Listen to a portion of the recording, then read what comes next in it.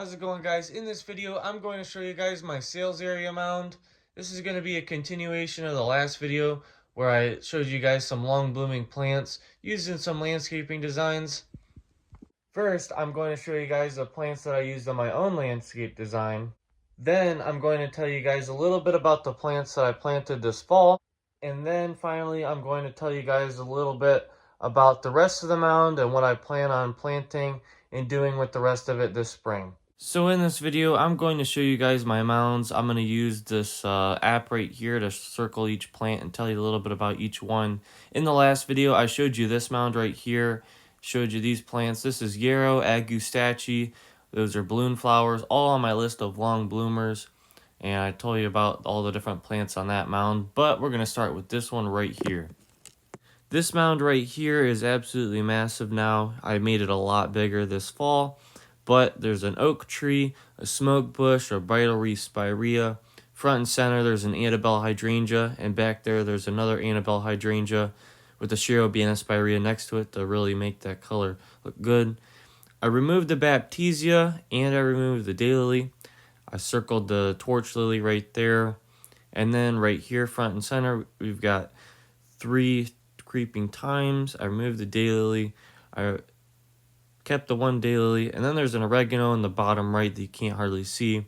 And now where I'm drawing this flower is where I put some cone flowers, and there's a pink phlox. So that's a tall garden phlox, which should really look good. Back there under the oak tree, I planted some cone flowers and different things because I have some shade plants underneath that oak tree, and I had some coral bells, but I removed those because the deer eat those. I've got a sown pathway and some other things that I will probably show you in a second. So right here, this is fall, so a lot of these plants are tired, but you've got the stone pathway, which looks really good with creeping thyme. You've got different hostas and things, but right there, those things that I circled, the 3 or 4, those are cone flowers. That is lamium. So in this video, I show you the lamium, and that one's self-seeded throughout this like low-lying area. I've got some hyssops, like a variety of Agustaceae almost, and that kind of is adding to the naturalized look of this garden. And this one right here, this picture is one of my favorites, probably the best picture with all the different flowers. That sun drops right there. That's a lupine and another lupine. For some reason, the smaller lupine flower, but not the slightly bigger one. But that just means that this year, if they survive, they should really put on a show. You've got some, of course, the thyme, and then the ajugas right there. Alright guys, let's take a quick break from this video. I'm going to show you my sketchbook right here. So in this sketchbook, I've got the name of basically every single plant that's on the mound. I did this past summer. So it's got the name of every single plant that was on the mound. A lot of these are repeating, so there's like ajuga. There's probably creeping thyme about 20 different times, ajuga about 20 different times, and a bunch of other plants repeating, so don't worry too much. If you guys really want the design of the mound, you want this picture right here, the information, I'm going to include the other drawings possibly right after this, but you can message me at Plant Daddy Express on Facebook. But let's get right back into this video. I'm going to show you the rest of this mound probably, and then I'm going to show you the new mound that I'm making with the plant names and the locations and tell you a little bit about that. So let's get right back into it. Sorry guys, you're going to have to deal with the layers, but this is another really nice picture. So you can see the bridal wreath spirea and the smoke bush right there. You see ajugas mixed in.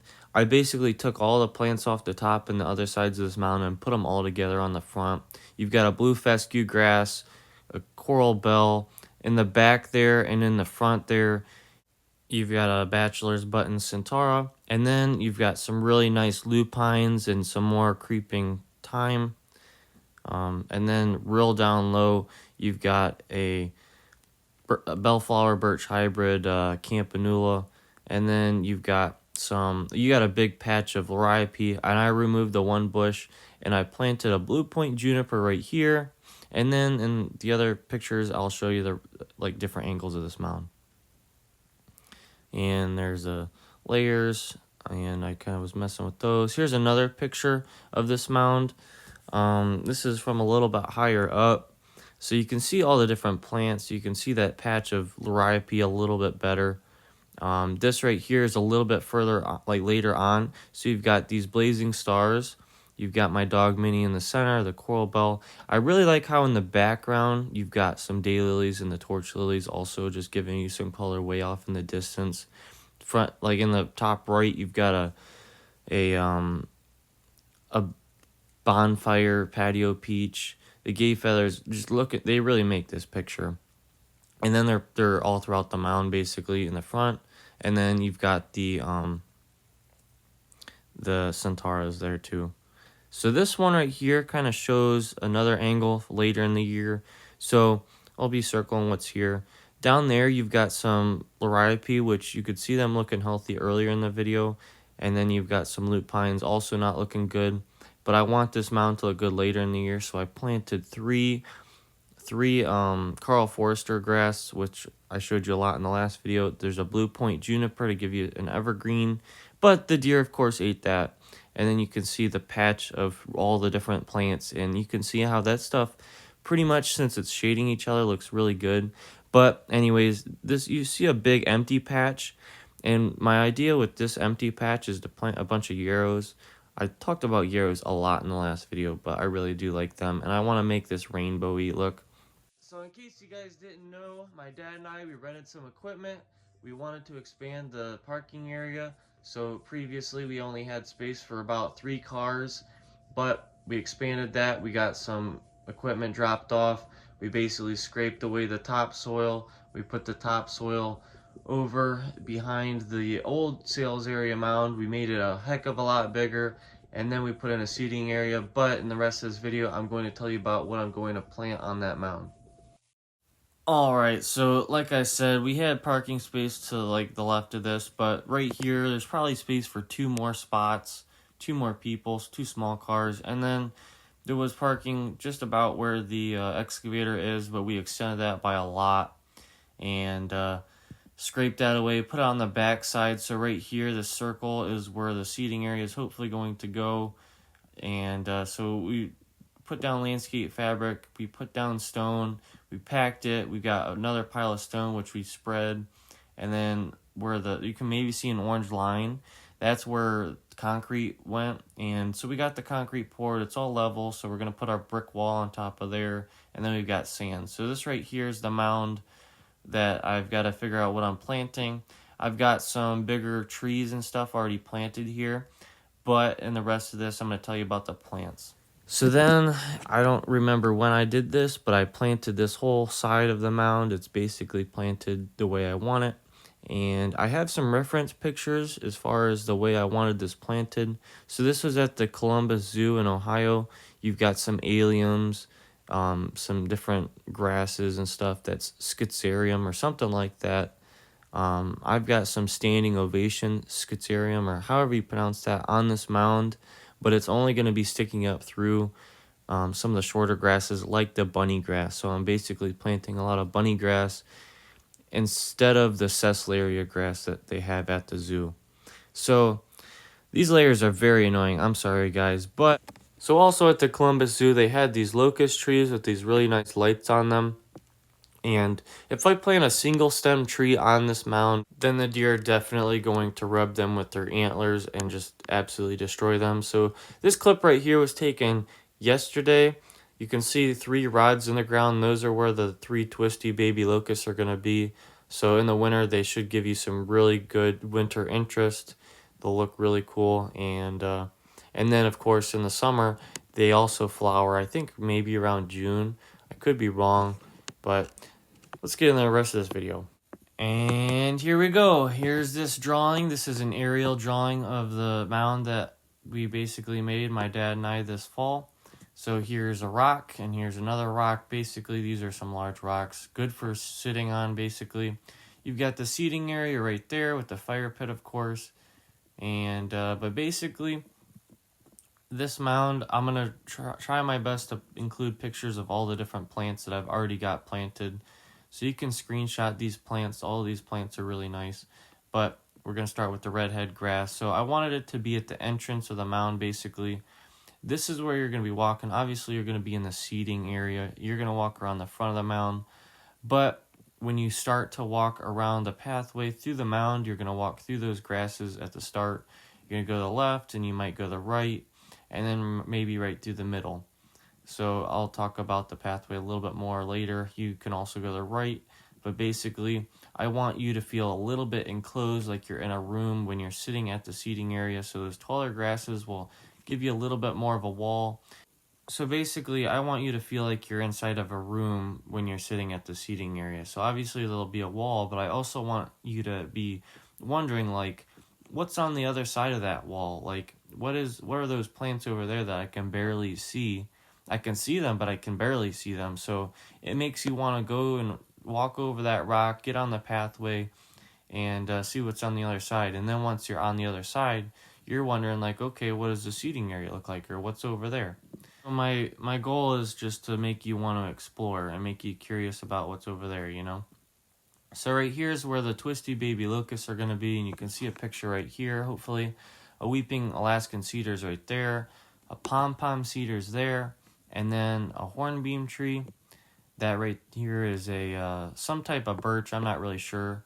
I dug the hornbeam and the birch from the backyard. They just kind of randomly grew there. So back here I might have something else, and something else. So I'm thinking either hydrangeas or some sort of evergreens, and just something taller. So right here, as you can see, I've got a picture of what I've already got planted, basically. But all of those plants are listed right here if you want a screenshot. So I showed you the redhead grass, basically. But now we're going to move on to the standing ovation blue stem. It's a little bit taller of a grass. Looks amazing in the fall. It gives you a little bit of red. Those I planted a little bit further because I want to have some shorter plants like under and around this right side. But then as you get further into the mound, you have a little bit taller perennial flowers and plants and stuff like that. But the standing ovation blue stem, that's going to be in the back. Then you've got some prairie dropseed, which is light and airy. So you've got some of those mixed in too. And then you've got some little bunny grass. I added another layer because there's a lot. So the little bunny grass is basically going to be your ground cover. They're little, they're like 1 foot by 1 foot plants. Really cute.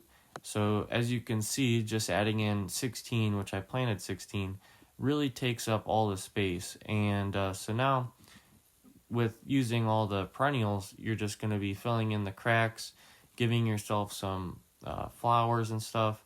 And some of these, which I'll tell you about, are not very floriferous, but they just add to the naturalistic design and they bloom for a longer time. So the butterfly milkweed was in the last video. I have about 3 of those. It's going to be a torch, just your eyes going to be drawn to it. Oregano, that one's one that is going to bloom for a long time, but it's going to be great for the pollinators.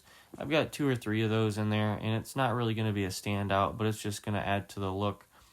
Nepeta Pink Dreams, hopefully you guys can see a good picture there, but that one's also going to be a long bloomer, but it's not going to be a crazy standout, adding to the naturalistic design yet again. So then so there's about 3 of those, 2 of the oreganos, and then the Salvia Rose Marvel, there's one right there, and then I think 2 more mixed in. That one's going to be also a really big standout. Just it's going to play off of the orange and just stand way out. It's going to just draw your eye right to it. So right here you've got some alliums, Millennium alliums. So hopefully you can see the picture there. That one's going to go off of that reference picture that I took earlier at the Columbus Zoo. Then over here you've got some yellows, kind of changing it up. You've got some Arizona apricot gaillardias. So I've got about 3 of those there. And then some Heliopsis. I believe the type that I have is like Sunstruck or Sunspot or something like that. They're real short but long blooming. That one might end up being on the long blooming list, but I don't really have any experience with it, so I figured I'd plant it and see. And then I've got a Nepeta Cat's Pajamas there, and then over here you've got some coneflowers, which will give you some height, but I need something else behind it because, like I said, I want that wall to be created with that cedar and then some plants, and then I've got my 3 trees because you're going to have that pathway on the other side, and you can't have that open with the design that I have in mind, basically, if that makes sense. So you've only got 2 or 3 of the perennial flowers, but as far as the grasses go, you've got 3 to 5 prairie drop seed, and I'll probably be planting more grasses, 5 blue stem and 16 bunny grass, and like 5 to 8 redhead grasses.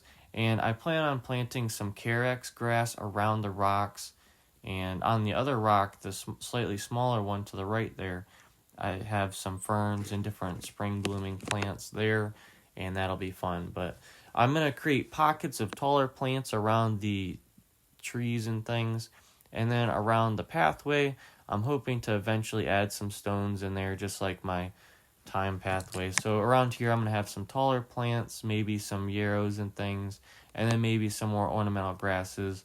Maybe plant in some more interesting shrubs. I'm thinking maybe a yellow 9-bark and maybe a yellow smoke bush.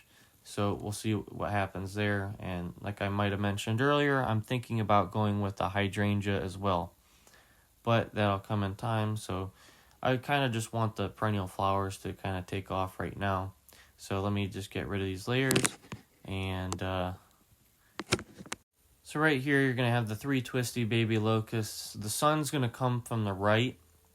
And so that's going to give you full sun throughout the whole entire day, basically. Maybe directly under the trees. You might get a little bit of shade, but it's pretty much going to be right where the seating area is going to be. But it shouldn't be enough shade to where you're going to be swarmed with mosquitoes and be completely blacked out by the trees, because the trees only get like 12 to 15 foot tall. And then I'm hoping that I can string those up with lights and at least have some lighting going up to them. But that's going to be it for this design. I'm going to see how it shapes out to be, and hopefully I can make some videos as I'm planting it and just as the results start to show. But that's going to be it for this video. If you guys like this, then comment, subscribe, and follow my Facebook if you haven't. And maybe watch the other videos.